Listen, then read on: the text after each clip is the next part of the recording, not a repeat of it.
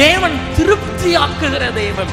அநேகர் பலவிதமான காரியங்களிலே குறையுள்ளவர்களாயிருக்கிறோம்.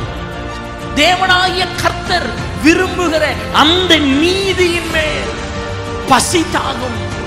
நீங்கள் நினைக்கலாம், நல்லதுக்காக நான் தாகமா இருக்கிறேன், நல்லது நடக்கணும்னு எனக்குள்ள ஒரு பசி இருக்கிறது, உலகத்திலே தேவனுக்கு பயப்படுகிற நீதி நடக்க வேண்டும் என்று எனக்கு தாகமா இருக்குது. மனிதர்கள் இப்படி இருக்கிறார்களே, மனிதர்கள் பொல்லாதவர்களாய் இருக்கிறார்களே, சுயநலமுடையவர்களாய் இருக்கிறார்களே, துரோகிகளாய் இருக்கிறார்களே, பரியாசம் பண்ணுகிறவர்களாய் இருக்கிறார்களே, கர்த்தருடைய நீதி நடக்காதா என்று யார் யார் தாகத்தோடு இருக்கிறீர்களோ, யார் யார் பசியோடு இருக்கிறீர்களோ, கர்த்தர் அவர்களை நீதியினாலே திருப்தியாக்குவார் என்கிறதிலே எந்த ஒரு மாற்று கருத்தும் இல்லை.